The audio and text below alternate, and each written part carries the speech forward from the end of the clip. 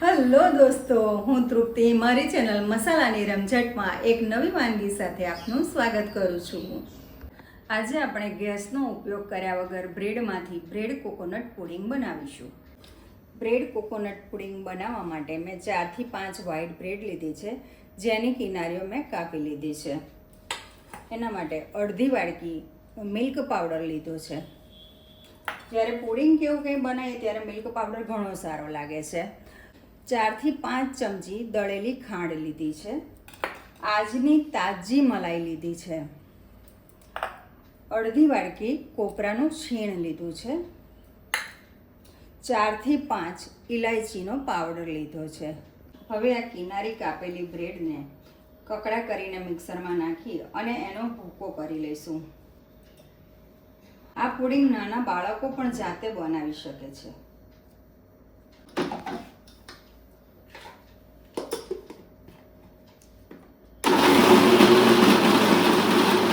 બ્રેડના ભૂકાને એક બાઉલમાં કાઢી લઈશું.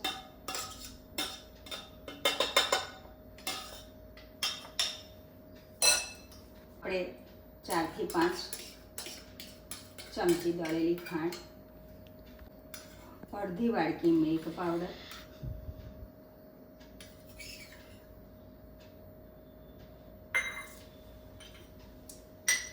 ચાર થી 5 ઇલાયચીનો ભૂકો,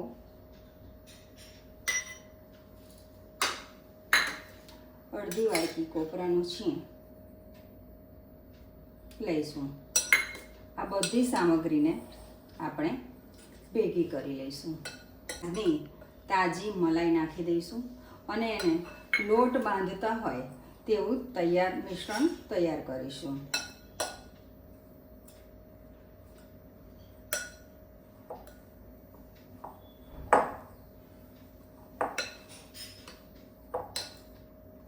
જે મિશ્રણ તૈયાર કર્યું હતું એના મેં 3 ભાગ કર્યા છે. આમાં બટર પેપર મૂકી દો, જેમાં નીચે વ્હાઈટ મિશ્રણ મૂકો, જેને સેટ કરી લો. જેના એક ભાગમાં મેં બીટનો પાવડર નાખ્યો છે. તમે લાલ કલર, ફૂડ કલર પણ નાખી શકો છો.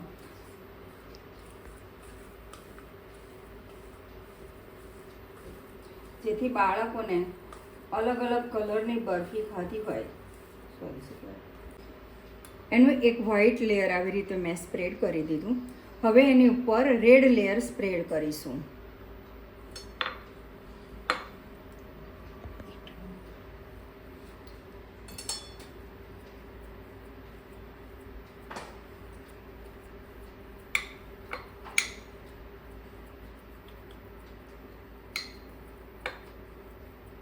હવે એની ઉપર ફરીથી વ્હાઈટ લેયર સ્પ્રેડ કરીશું.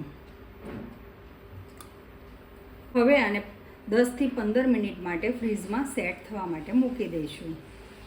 ફ્રીઝમાંથી કાઢ્યા પછી એને ઊંધું પાડી અને ઉપરથી ટેપ કરી દેવું, જેથી ધીરે રહી અને એ નીકળી જશે.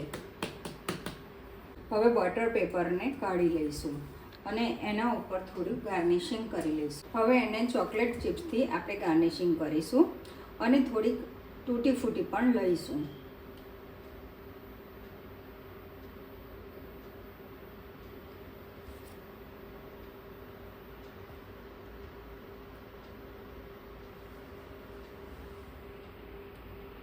અને એ નીકળી ના જાય એના માટે એના ઉપર થોડું થોડું ટેપ કરીશું.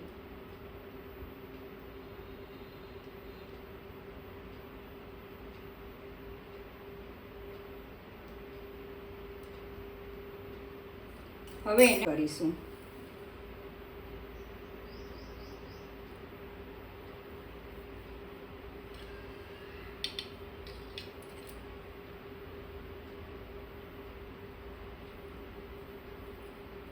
જો દેખાય છે ને ખૂબ જ મસ્ત, જોતાં જ મોઢામાં પાણી આવી જાય તેવું બ્રેડ કોકોનટ પુડિંગ. ફરી આવી નવી વાનગીઓ જોવા માટે મારી ચેનલને લાઈક, શેર અને સબસ્ક્રાઈબ જરૂરથી કરજો. Bye bye.